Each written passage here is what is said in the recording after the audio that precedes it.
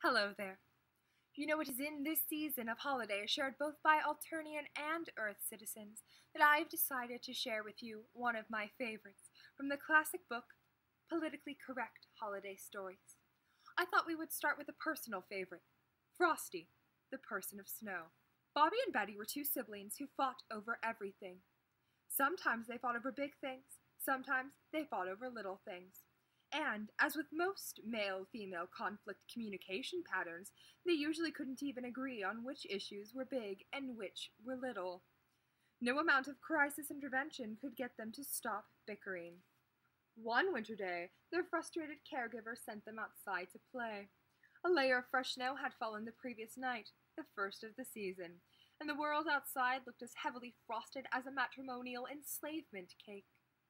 As everything around them glistened, Bobby and Betty tried to agree on what games to play. Should they make a snow fort? Too materialistic, said Betty. How about snow angels? No, countered Bobby. They had been raised agnostic. Besides, such a public display of religious figures might make others uncomfortable. And so it was with sledding, skating, and snowball fights. All were rejected for one reason or another. Then, Betty suggested that they create people out of snow. Try as he might, Bobby couldn't find anything wrong with his sister's idea, and so they started to roll the biggest snowballs they could. Then they set these on top of each other for a body. Betty rolled a smaller snowball for the head and lifted it high atop the other two. They used 2 twigs to give it arms, and 2 lumps of coal and a button to give it a face.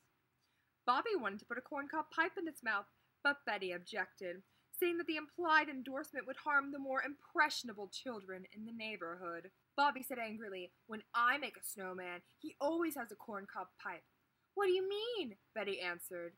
"This was my idea, and I say it's a snow woman."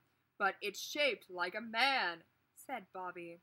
"Only to the phallocentric worldview like yours," said Betty.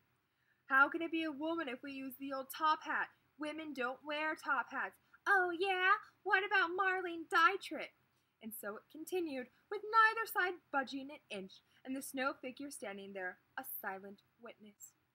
In a snit, Bobby decided to show his sibling that it was indeed a masculine individual, and slammed the hat on top of its head. As soon as he did so, a quick gust of wind blew about them, and the snow crystals spun around and around like a frigid tornado. Then, as suddenly as it had started, the wind settled down. Bobby and Betty wiped the snow from their eyes. They were about to resume their argument when an innocent voice asked, "What's all this fuss about?" The siblings stopped and turned to the source of the voice.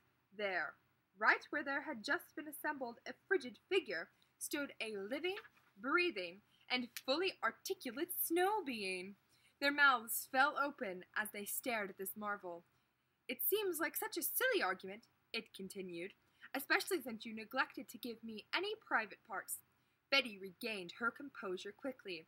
"I don't care if you were born only an instant ago," she said. "How can you be so naive as to think a person's gender is determined by their physical equipment? It's a cultural issue first and foremost."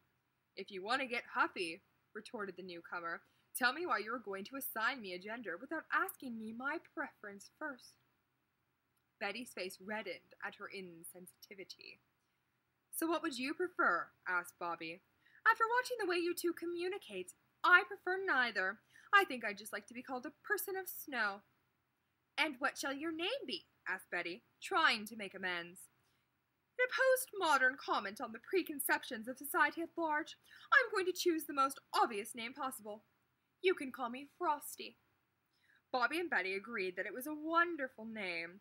The arrival of their new friend was so magical and exciting that the children completely forgot their earlier argument. Frosty and the pre-adults danced and played and laughed together for hours, with nary a cross word between siblings. As the sun climbed higher in the sky, the children continued to scamper about, but Frosty began to feel wet and heavy. Soon the Person of Snow was having a difficult time keeping up with the pre-adults. "What's the matter, Frosty?" they asked with concern. "Oh, it's so hot," Frosty said. "I'm not made of flesh and blood like you. If the temperature keeps rising, soon there will be nothing left of me." "The Earth's getting warmer due to the depletion of the ozone layer," said Bobby, matter-of-factly. "We learned all about it at school." "The ozone layer?" repeated Frosty. "I don't know what that is, but we better do something about it fast or I'll turn into a puddle of water." "How about a march on Washington?" suggested Betty. "Yes, that's exactly the thing," said her brother. "Then let's hurry," said Frosty. "If enough of us march, the government will have to take action." Frosty ran through the neighborhood, mobilizing the rest of the Snow citizens. In the backyards and front yards, in parks and playgrounds, Snow persons of every size and shape listened to Frosty's plan. The magic from its top hat and the passion in its speech enabled them all to throw off the icy chains of passivity and take positive action for their own survival. Soon the charismatic Frosty had gathered a good-sized crowd, ready to take their argument to the government. Bobby and Betty did their part as well. They rounded up their dog Spot and their kitty Puff, and prepared to head off. Then they called their friends Amat and Fatima, and their friends Hoshi and Chimwa, and their friends Shadak and Luminira, and their friend Heather and her two mommies, and a whole crowd joined in with the march of the persons of Snow. Frosty walked at the head of the parade, holding a broomstick high. Others carried signs with messages, "No ozone, no snow zone. We won't just melt away." En route to Washington, they picked up other supporters, Snow and non-Snow alike. Frosty and his friends also got the attention of the media, since the sight of a Rubenesque, dark-eyed Snow person made such great TV for the video crews. Soon the marchers made it to the Capitol Mall, where they were determined to camp until the president agreed to meet and hear their concerns. Where the icy protesters gathered, the mall looked as if it were covered with a plush white carpet, with tiny clusters of humans tossed on like colorful stones.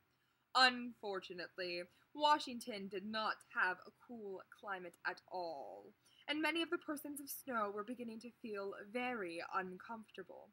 It wasn't long before the news finally came. The vice president had agreed to speak with Frosty on television in a remote one-on-one discussion about the steps needed to halt ozone breakdown. Excitement rippled through the encampment on the wall. Finally, their concerns would be taken seriously. A camera crew came later that day and set up chairs, monitors, and cameras that would be needed. Bobby and Betty were particularly excited for Frosty, who was by now a dear friend. Ever since Frosty's arrival, in fact, the children had scarcely quarreled at all. Betty hugged Frosty around the neck and said, "We're so proud of you." "Ah, thanks," said Frosty, "but I haven't done much of anything yet. You should be proud of how everyone got together, Snow and Skin alike, and worked to protect the environment. Now please listen carefully. If anything should ever happen to me, I hope the two of you will be able to stop fighting once and for all and leave this movement in my place." Bobby and Betty promised their friend to do their best. It was time for the broadcast to begin. The TV people tried to put some makeup on Frosty to cut down the glare off its forehead, but soon realized the task was impossible. Frosty sat in the appointed chair and waited for the director's signal. Suddenly, the lights went on, and the sign was given that they were on the air. Out of respect for the office, Frosty let the vice president give the opening remarks. As the politician talked, the person of Snow began to feel very warm and sluggish. When the vice president was through, Frosty tried to state the marcher's position firmly, but the person of Snow was feeling so tired that it paused often and had trouble catching its breath. As time went on, Frosty slumped in the chair, looking worse and worse. By the time Bobby and Betty screamed, "Stop! Turn off the lights!" it was too late. On national television, under the glare of the hot lights, Frosty had melted irrevocably into a gray pile of slush. Bobby and Betty were very sad for their friend, as were the rest of the protesters. But in the end, its demise was not tragic at all. Frosty had dramatized the plight of the ozone layer in a way that a squadron of scientists could never have. Everyone watching television that day was deeply moved by Frosty's brave sacrifice. Switchboards at the White House and the Capitol lit up for hours. Within weeks, new guidelines were established for both industry and government agencies to reduce the emission that they was eating away the ozone. Bobby and Betty took Frosty's top hat and went home. They tried to do as Frosty said and stop squabbling, but without their friend's calming influence, it was very hard for them. Their very different ideas about how to honor Freddy's memory and keep the movement alive couldn't be reconciled. As the weather got warmer, they moved on to arguments and began to forget about their wintry friend. The next year, when they tried to recapture the magic of that first snowfall, they were unable to find Frosty's top hat and had to settle for making persons of snow who faced their face silently and unflinchingly. And that is the end of the first story. I think it's very important to realize that even when... Nope, it wasn't the end of the first story. Silently and unflinchingly. So that was the end of both Frosty and the story. If you'd like to see more, you can click on the screen either here or here to go to the next two.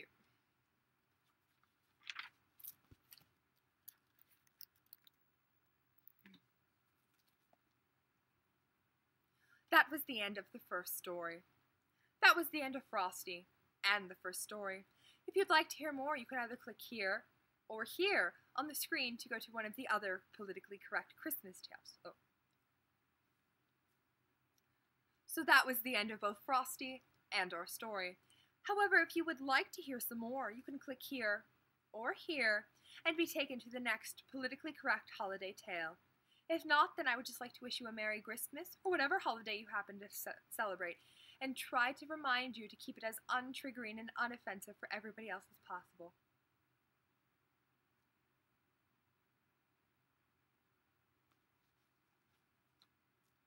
Well, that was the end of both the story and Frosty. If you'd like to hear another tale, you can click here or here. Well, that was the end of both the story and of Frosty.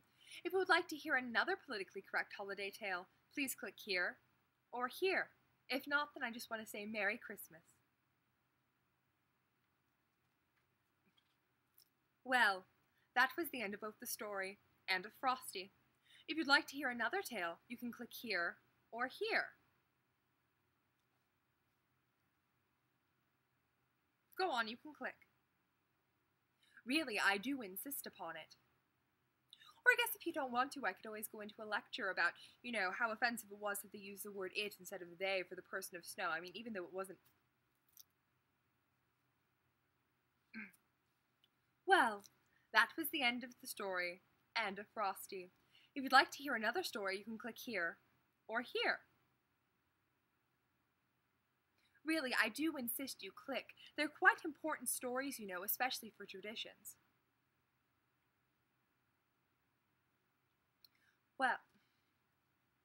Well, that was the end both of the story and of Frosty.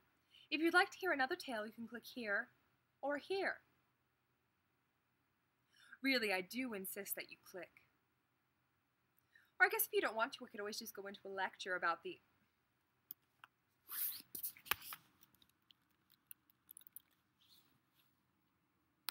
Well, that was the end of both our story and of Frosty. If you'd like to see more videos, you can click here to go to our channel. I hope you all have a Merry Christmas.